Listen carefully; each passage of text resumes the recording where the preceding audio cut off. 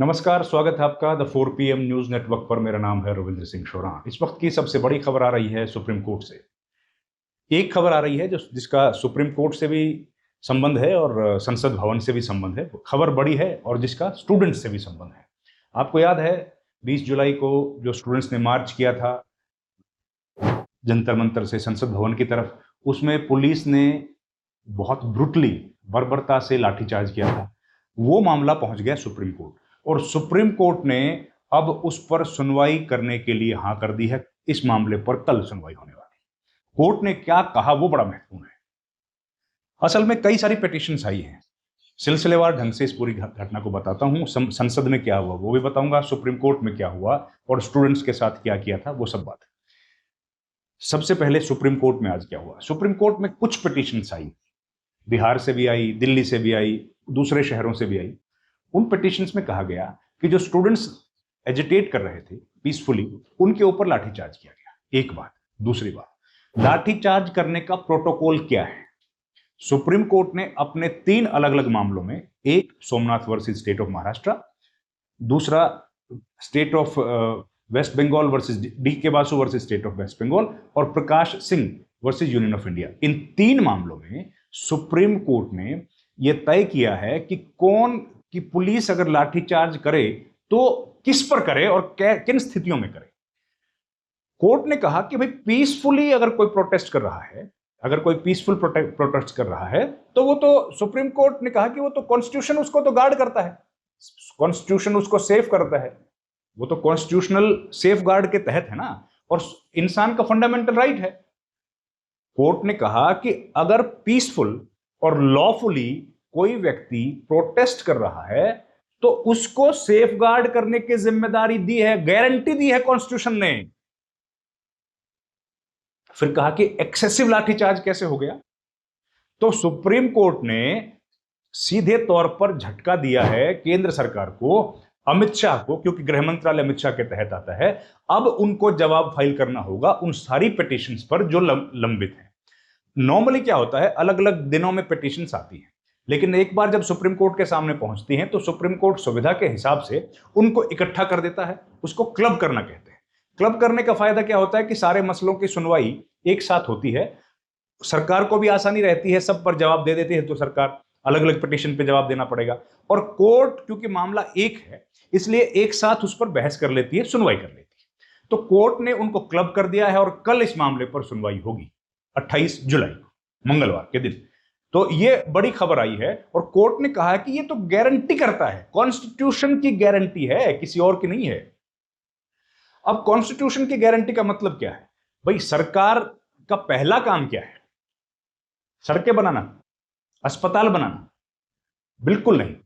सरकार का पहला काम, प्राइमरी ऑब्जेक्टिव, आम आदमी के आईनी अख्तियार, संवैधानिक हुकूक, जो हमारे अधिकार हैं जो संविधान देता है, उसकी सेफ गार्ड करना है, उसको बचाना है, उसकी प्रोटेक्शन है। यह भी है, डेवलपमेंट भी है, अच्छा जीवन देना भी सरकार की जिम्मेदारी है, ये सब है। लेकिन सबसे पैरामाउंट कंसिडरेशन जो किसी हुकूमत की होनी चाहिए वो होनी चाहिए कि एक इंसान के फंडामेंटल राइट्स, कॉन्स्टिट्यूशनल राइट्स को सेफ गार्ड। और कोर्ट ने, chief justice of India Suryakant की 3 जजों वाली खंडपीठ जो है, 3 जजों वाली जो पीठ है, उसकी अध्यक्षता श्री जय सूर्यकांत कर रहे थे। उन्होंने कहा कि यह तो संवैधानिक अधिकार है। फिर उन्होंने नोटिस जारी करके पूछा कि क्या एक्सेसिव फोर्स, नोटिस अभी हुआ नहीं, आज मेंशनिंग हुई थी, तो मेंशनिंग में ऑरल ऑब्जर्वेशन उन्होंने दिए हैं। कल जब सुनवाई होगी तो उसके बाद नोटिस इशू किए जाएंगे। लेकिन सरकार तो जाहिर है वो कह रही थी कि भाई इन मामलों पर सुनवाई की जरूरत नहीं है, लेकिन कोर्ट ने उसको एक्सेप्ट किया। कोर्ट ने कहा कि इस मामले पर सुनवाई होगी। और यह मामला इसलिए भी महत्वपूर्ण है क्योंकि 22 जुलाई को शायद जब यह घटना घटी थी तो यह मामला सुप्रीम कोर्ट के सामने आया था और अखबारों में खबर छपी थी कि सुप्रीम कोर्ट ने कहा कि हम लोग इस मामले पर सुनवाई अभी नहीं करेंगे और हमारा वक्त जाया मत कीजिए। इस बयान को सीजेआई सूर्यकांत के बकौल छापा गया। उसके बाद सीजेआई सूर्यकांत ने कार्यक्रम में कहा कि मैंने ऐसा कोई बयान नहीं दिया, या कोर्ट में ही कहा, किसी और दूसरे मामले की पिटीशन की हियरिंग करते हुए कोर्ट ने कहा कि मैंने ऐसा कोई बयान नहीं दिया, या गलत बयान है। ठीक है, इतनी बात हो गई। अब सुप्रीम कोर्ट में यह मामला आ गया है फाइनली। कोर्ट ने शुक्रवार को कहा था, गोपाल शंकर नारायणन ने जब इस मामले को मेंशन किया था, उन्होंने कहा था कि भाई 27 जुलाई मंडे को हम लोग सुनेंगे। आज कोर्ट ने इस पर मेंशनिंग एक्सेप्ट की और कल इस मामले को हियरिंग के लिए लगा दिया है। तो कल सरकार की तरफ से सब पेश होंगे। एक तो ये हुआ। दूसरा, अब हम लोग चलते हैं संसद भवन की तरफ।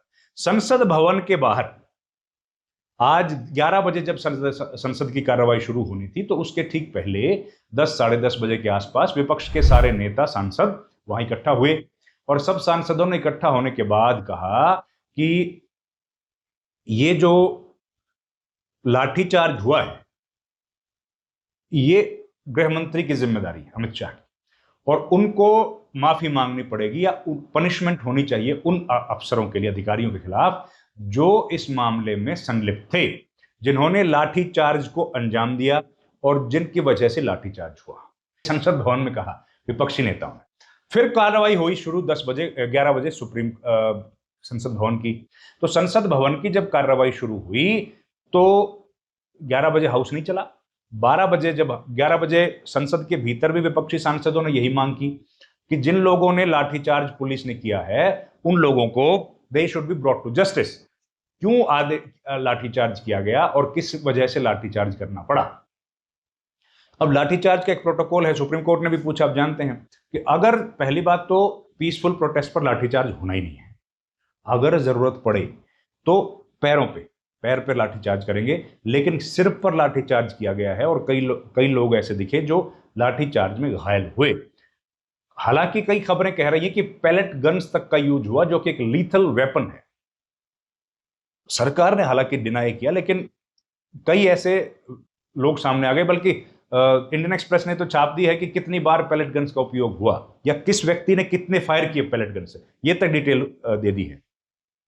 खैर, उस बात पर आएंगे। पहले ये आज सदन में क्या हुआ बताता हूं। तो 12 बजे जब हाउस की कार्रवाई दोबारा शुरू हुई तो सरकार ने वो बिल पेश किया जिस बिल के बारे में कि भाई और कड़े कानून होंगे। वो जो बिल है वो जितेंद्र सिंह ने पेश किया, जो कि प्रधानमंत्री कार्यालय के मंत्री हैं। उन्होंने ये बिल पेश किया। प्रधानमंत्री नरेंद्र मोदी ने कल रात को भी एक बार फिर से, तीसरी बार, 4 दिन में 3 बार उनको आना पड़ा, नुमाया होना पड़ा इंस्टाग्राम पर।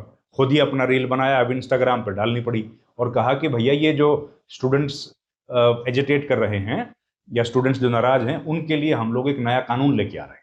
कानून ये होगा कि और कड़ी सजा होगी, कड़ी सजा का प्रावधान है, और ये सब बातें उन्होंने कही थी कल। आज वो बिल पेश किया गया। हालांकि गतिरोध के चलते उस पर बहस नहीं हो पाई। आमतौर पर यह होता है कि पहले 2 घंटे जो होते हैं संसद के भीतर, लोकसभा में, राज्यसभा में, वो पहला प्रश्नकाल होता है, दूसरा शून्यकाल होता है, और 2 बजे के बाद जब कार्रवाई शुरू होती है तब कहीं जाके लेजिस्लेटिव वर्क या सरकारी काम उसको कहा जाता, विधायी काम उसको कहा जाता, वो होता है। तो 2 बजे के बाद जब कार्रवाई शुरू होगी तब मालूम पड़ेगा कि सदन में कार्रवाई हुई नहीं हुई, चर्चा हो पाई नहीं हो पाई, कौन कौन इस चर्चा में शामिल होंगे। तो काफी महत्वपूर्ण ये रहने वाला है। लेकिन इस बीच सरकार के लिए सुप्रीम कोर्ट से जो झटका आया और ऊपर से राहुल गांधी ने जो मोर्चा खोल दिया कि सीधे अमित शाह पर इस बार हमला है, कोई और जिम्मेदार नहीं है, तो अब अमित शाह क्या करेंगे या सरकार इस मामले को लेकर अब क्या करेगी। हाँ, एक और खबर, धर्मेंद्र प्रधान आज पहुंचे संसद भवन, इस्तीफा देने के बाद पहली बार हुआ। तो उनका स्वागत किया गया, उनके सम्मान में नारे लगाए गए। जब वो संसद भवन के परिसर में पहुंचे तो उनके सम्मान में नारे लगाए गए, धर्मेंद्र प्रधान के जिंदाबाद के नारे लगे।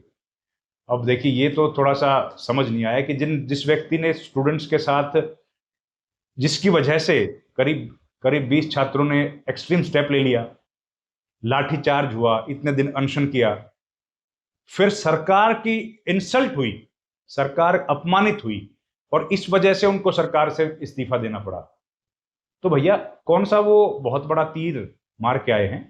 कौन सा वो पुरस्कार अंतर्राष्ट्रीय स्तर पर हिंदुस्तान के लिए जीत के लाए हैं? कॉमनवेल्थ खेलों में जीत के आए हैं क्या, या ओलंपिक्स में? और क्यों उनके सम्मान में इतनी तारीफें? ये तो कहीं ना कहीं छात्रों के जख्म जो थे उन पर नमक छिड़कने वाली बात है कि कल ही तो इस्तीफा दिया है और आज उनके सम्मान में। तो प्रधानमंत्री मोदी ने इस्तीफा क्यों स्वीकार किया? ये तो उनके लिए भी अपमान की बात है कि जिस व्यक्ति का इस्तीफा प्रधानमंत्री ने खुद स्वीकार किया, मांगा, उनके खिलाफ, उनके पक्ष में तालियां बज रही हैं। ये बात तो बड़ी चिंता की। खैर, इस वीडियो में इतना ही। आपका बहुत बहुत धन्यवाद। Thank you very much. नमस्कार।